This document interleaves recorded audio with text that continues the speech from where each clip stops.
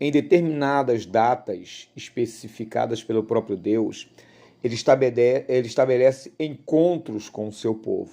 Né? Nós temos Páscoa, nós temos Pentecostes, aí agora nós vamos entrar em Rosh Hashanah, Yom Kippur e Tabernáculos. E todas essas datas, todas essas épocas, elas são importantes porque partiram do próprio Deus para que datas específicas acontecessem. E essas datas específicas, quando elas acontecem, elas têm o objetivo de sempre nos aproximar da Kadosh Baruch Hu. É tempo de comunhão, de aproximação, é tempo de contato. E nós estamos, basicamente, na metade do mês conhecido como mês de Elul. E o mês de Elul, ele nos prepara, é chamado de tempos de arrependimento, de techuvá, de retorno para Deus. É quando as nossas vidas, né, as nossas lutas, as nossas batalhas diárias acabam, de uma certa forma, fazendo com que nós nos voltemos mais para as coisas materiais. Né? Trabalho, estudo, prova, namoro, casamento, às vezes até algumas conquistas. E mesmo que nós possamos reconhecer Deus e o agir dele nesses tempos, nós geralmente vamos nos virando, nós vamos dando as costas para ele.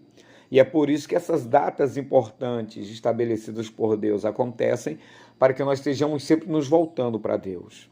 E o mês de Elul, que é o tema central, e dentro da tradição judaica do mês que nós estamos vivendo, é um mês de retorno, é um mês que nós voltamos as costas para o mundo e vamos virando diariamente a nossa face para Deus, que é isso que Deus quer. Peni el peni, face a face, está conosco. E na tradição judaica, esse mês é um mês que antecede, mas é um mês também que prepara para que nós venhamos a encontrarmos com Deus em Rosh Hashanah, que é a cabeça do ano, é onde também os sábios dizem que mente e coração, eles andam de mãos dadas para esse encontro, e em especial para o dia de Yom Kippur, que é o mês do perdão. Então, as pessoas estarão mais voltadas para orações, para fazer caridades e para arrependimento. São duas coisas fundamentais, três coisas fundamentais que nos ajudam a nos voltar para Deus. E é um momento especial de aproximação com Deus. Olha que coisa impressionante. Deus estabelece uma data no ano. Agora imagine com Cristo agora no nosso coração, através do Espírito Santo, como é que essa aproximação com o Eterno se torna mais fácil, mais concreta. E aqui, nesse mês, que a metáfora do rei no campo, ou seja, ele sai do seu palácio, e quando ele sai do seu palácio, ele estabelece o seu trono na terra, né? Ele coloca uma cadeira no campo, onde todo ser humano, vou repetir, todo ser humano, ele vai passar debaixo desse cetro do Eterno. Todo ser humano há de comparecer, crendo ou não, diante da Kadosh Baruch Hu, dando importância ou não para ele. Então, o Rav Schnauer, Zalman de Liad, foi ele que criou essa metáfora, né, que o rei está no campo, ou seja, está acessível a todo. E através dessa metáfora, ele ilumina o nosso estudo, onde ele diz que o rei sai do seu palácio e vem ao cotidiano. E se ele vem ao cotidiano, ele está acessível a todos. E é justamente nesse cenário que a mente funciona como a bússola que renova Romanos 12, 2 e discerne a direção do retorno. Nós vamos entender isso melhor. Nós vamos usar a razão, mas também é nesse momento onde o coração torna-se, se transforma metaforicamente como os nossos pés que nos encaminham a Deus. É no coração que a fé se se torna prática e é através dela que nós tomamos a decisão e o compromisso de voltarmos para Deus. Romanos capítulo 10, versículo 10. Ou como é que nós podemos entender essa metáfora? Nós podemos entendê-la da seguinte maneira. O rei está onde? Ele está no campo. Ele não está, então, distante. Ele está perto, ele está próximo. Ele não está nesse momento fechado em seu palácio, mas o Eterno vem ao nosso dia a dia. Ele se torna perto o suficiente para ser encontrado por qualquer um que deseje encontrá-lo, se aproximar dele. Nesse contexto que nós estamos abordando, a mente é como uma bússola, ou seja, ela precisa ser renovada para discernir para onde andar. É um momento, quando Paulo talvez se refere a Romanos capítulo 12, versículo 2, talvez, a mente de Paulo está voltando para essa data, está voltado melhor para essa data, dizendo que existe uma data que a nossa mente tem que ser renovada, e essa mente renovada é para discernir aonde nós estamos, a distância que nós nos encontramos de Deus, também discernir a proximidade dessa época que Deus se encontra, e agora nós devemos voltar para Ele. Agora, nós podemos entender dentro da lógica dos sábios que só a direção não basta. Às vezes você sabe para onde ir, mas você não vai. Você sabe o que deve fazer, como fazer, mas você não faz. É nesse momento que entra a função do coração, porque é o coração que dá os passos, pois é o coração nele que a fé deixa de ser ideia e se torna uma decisão real, concreta, se torna um compromisso vívido. Romanos capítulo 10, versículo 10. Por isso que assim a razão e a emoção se unem para transformar a oportunidade da proximidade em encontro verdadeiro com o divino. Nós estamos nessa data, nós estamos nessa época. Assim, o mês de Elul não é só uma data do calendário, diz os sábios. É um método espiritual criado pelo divino. E qual o desejo desse alinhamento? É alinhar a razão com o coração para transformar entendimento em vida. Eu compreendo que eu devo fazer isso e eu faço, eu decido fazer. Eu sei como devo agir, então eu vou agir. Eu penso, eu calculo, mas é o coração que me impulsiona a fazer isso. Porque o coração assume, decide e pratica. E quando nós falamos de coração, nós não estamos falando de sentimento pelo sentimento e não estamos fazendo do sentimento o caminho em si, tá? Por quê? Mesmo quando não há sentimentos fortes, pois biblicamente o coração é também a sede da vontade e das intenções, ou seja, em outras palavras, o mês de Elul, Deus se aproxima, mas cabe a nós unir cabeça e coração para virar o rosto face a face e dar os passos concretos em direção a Deus. Alguma pergunta? Por isso que nesse momento dá para entender Elul de um jeito bem simples. Não é só o mês do calendário, mas é um convite prático para colocar a vida em ordem diante de Deus. Quantas pessoas não têm conhecimento dessa data? Muitos têm, mas a evitam ou não querem saber ou dizem que isso não é mais necessário e deixam de colocar a sua vida em ordem diante de Deus, visto que Ele mesmo colocou essa data para tal. E para isso, olha que interessante, a mente nos ajuda a enxergar aonde precisamos mudar e qual é o caminho do arrependimento, o que eu devo fazer, com quem eu devo me reconciliar, os pecados que eu devo confessar e devo abandonar. Porém, eu sei disso, ou eu vou passar a ter entendimento disso, mas se o coração não estiver envolvido, não há decisão. Por quê? Porque é o coração que decide de verdade colocar em prática, mesmo quando não sentimos nada em especial. Eu não senti. Não é porque eu não senti que eu não devo fazer. Eu não senti de ler a Bíblia. Eu não senti de orar. Quando, na verdade, a minha mente já me deu a capacidade de entender que essas coisas são importantes. Independente do meu estado, eu preciso.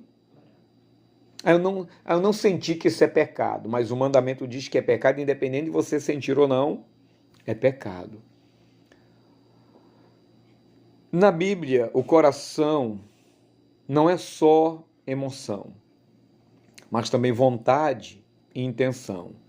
Por isso que o mês de Elu, ou em Elu, quando Deus se aproxima como rei no campo, a nossa parte é juntar cabeça e coração, virar o rosto para ele e dar passos reais de arrependimento, com atitudes que mostrem essa escolha.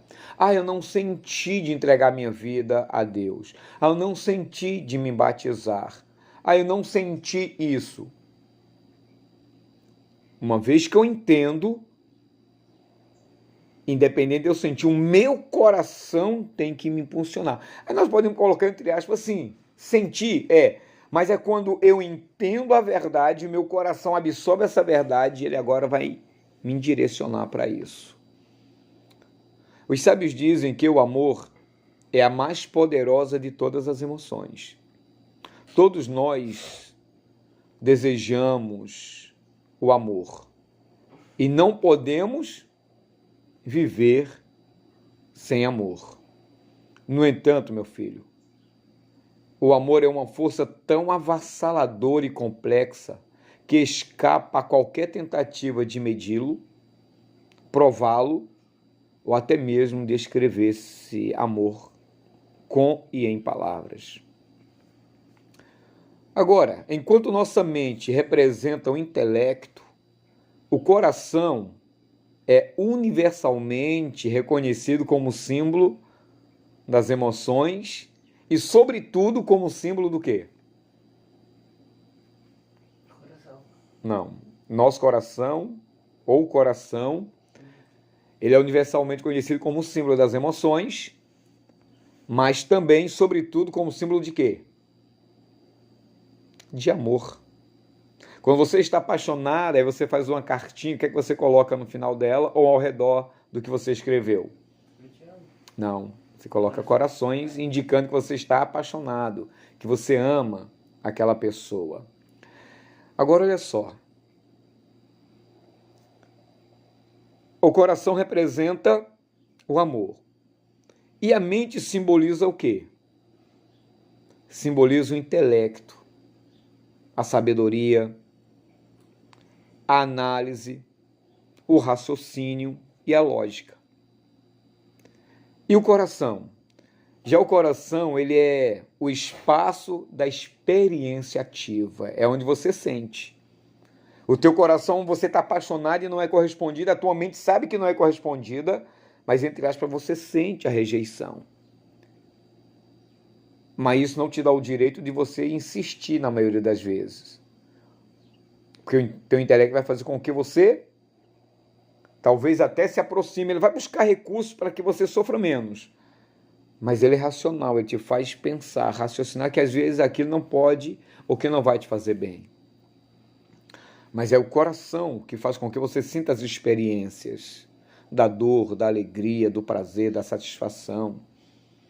Por isso, ao longo das escrituras e dos ensinamentos dos sábios judeus, o coração ele está ou ele é associado não apenas ao amor, mas também à paixão. E ao que mais? A misericórdia. O coração e também ele geralmente é associado à fé e até mesmo ao arrependimento. Se você não se arrepender, de todo o teu coração. O intelecto pode compreender princípios elevados, filhos, e até concordar com esses princípios, mas é o coração que transforma esse entendimento numa vida prática de devoção. Existe um ensinamento rabínico que diz o seguinte: não é suficiente saber o caminho, é preciso caminhar nele. Todo mundo sabe que Jesus é o quê? É o caminho, a verdade e a vida. Mas só saber não é o suficiente. Ou seja, a mente pode mostrar a direção, mas é o coração que o impulsiona os passos. Essa observação que eu acabei de fazer, ela enfatiza mais o papel das emoções, claro. Por quê? Porque mostra que não basta ter clareza intelectual sobre o que é certo e o que é errado. A mente pode compreender a verdade, indicar o caminho e até construir argumentos sólidos a respeito daquilo. Mas sozinha não garante a ação. O movimento de caminhar, ela vem do leve, ou seja, do coração, que representa o que nesse momento, nesse contexto? A vontade, a paixão e a coragem de transformar a teoria naquilo que é prático, naquilo que é concreto. Assim, o ensinamento rabínico, ele destaca que o impulso emocional, sobretudo o amor e o desejo de se aproximar de Deus, é o que dá vida ao conhecimento que temos. Sem esse fogo, meu filho, interior, o saber pode se tornar apenas uma teoria, uma tradição vazia e sem sentido. É por isso que a Torá, ela ordena o seguinte: Ve'achafitá et Adonai verrou levaverá. Amarás ao Senhor teu Deus de todo o teu coração. Deuteronômio, lembra a passagem? Capítulo 6, versículo 5. E o texto aqui mostra que o amor não é apenas sentir.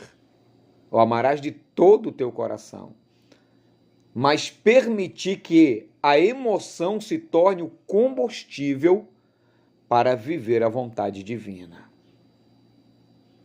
Preste atenção, filho. O amor a Deus não deve ser confundido apenas com a emoção passageira, tá? Como, por exemplo, sentir arrebatamento durante um louvor, ou quando nós choramos, derramamos lágrimas na oração. Esses sentimentos são bons, tá? Não são ruins. Não estou dizendo aqui que eles não são úteis. E, por eles ser bons, podem vir de quem? Da Ruach HaKodesh, do Espírito Santo, que é ele que se movimenta. Mas não necessariamente nós devemos sentir, e não devemos esperar sentir esse movimento do Espírito. Por quê? Porque ele pode vir até do Espírito Santo, mas não são o amor em si. Entendeu? Ele não é apenas nada mais, nada menos do que o ponto de partida.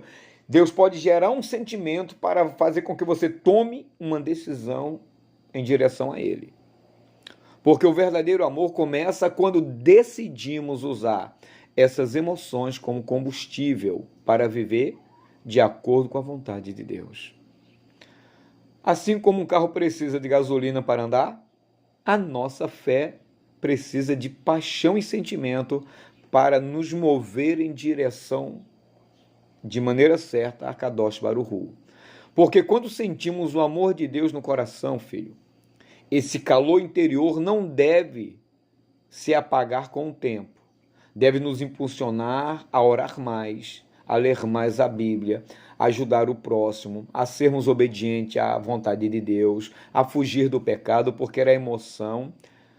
Então, deixa de ser apenas um movimento bonito para virar energia para obedecer a Deus.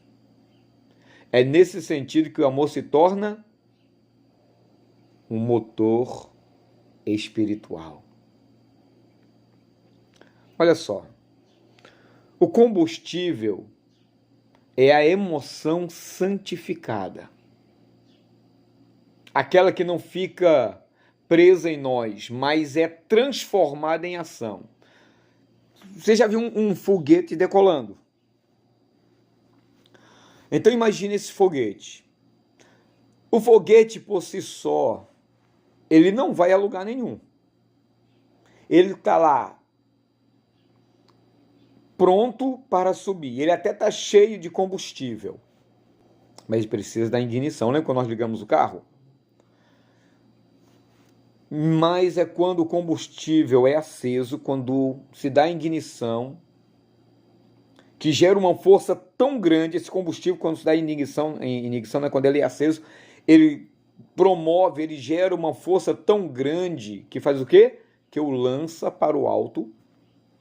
E através dessa força que o lança para o alto, ele vai vencer a gravidade, ele vai alcançar lugares altos por conta da força, da pressão desse combustível, quando ele está ligado, quando ele é aceso, né? Ele cria uma combustão e aí, você entendeu.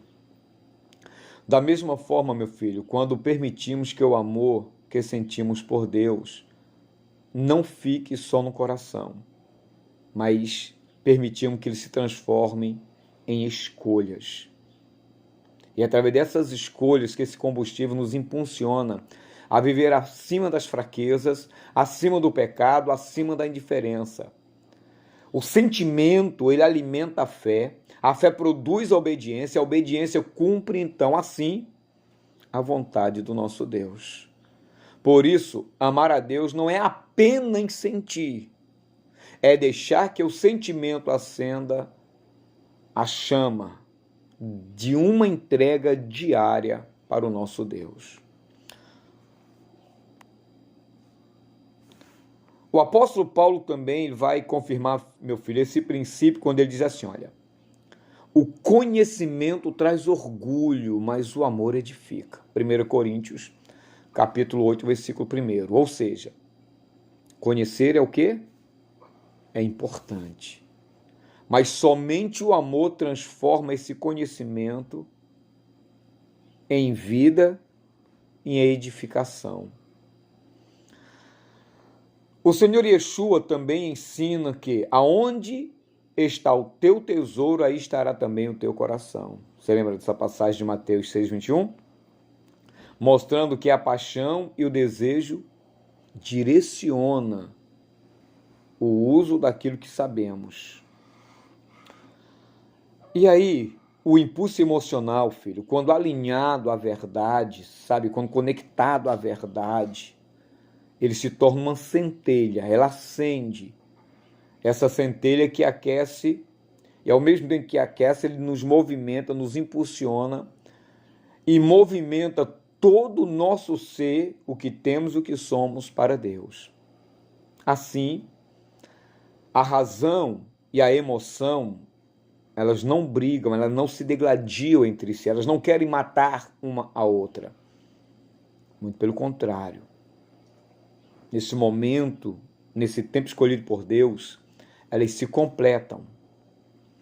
A mente, graças a Deus, mostra o rumo certo, como uma bússola que aponta a direção, mas é o coração que coloca vida, que dá vida, dá calor e movimento nessa caminhada, transformando o caminho em algo vivo e cheio de sentido. O salmista expressa isso no Salmo 119, versículo 11. A tua palavra escondi. Sabe o louvor? Guardada em meu coração. Termina. Para eu não pecar contra ti, Senhor, a tua palavra escondi. Ou seja, o conhecimento da palavra, filho, ganha vida quando? Quando eu guardo no coração essa palavra com amor, transformando-a em prática e devoção diária. Ou seja, o que é que eu quero dizer com isso? O salmista está dizendo que não basta apenas conhecer a palavra de Deus com a cabeça. com o intelecto, como se fosse mais uma informação. Pode até ser considerada importante, mas desprovida de atitude, é só mais uma informação qualquer. O salmista decidiu guardá-la onde? Ou seja, o salmista torna essa palavra parte de quem ele é. Aí está o porquê muitos naufragam na sua fé, porque eles não fazem com que as palavras de Deus tornem-se parte de quem ela deve ser. Não permitem, como o salmista permitiu, que essa palavra molde os seus sentimentos, as suas escolhas e as suas atitudes. Porque quando fazemos isso, o que sabemos sobre Deus não fica apenas na teoria, vira prática, guia as nossas decisões, filhos, e nos ajuda a vencer o pecado no dia a dia, porque passa a ser uma verdade vivida com amor e devoção.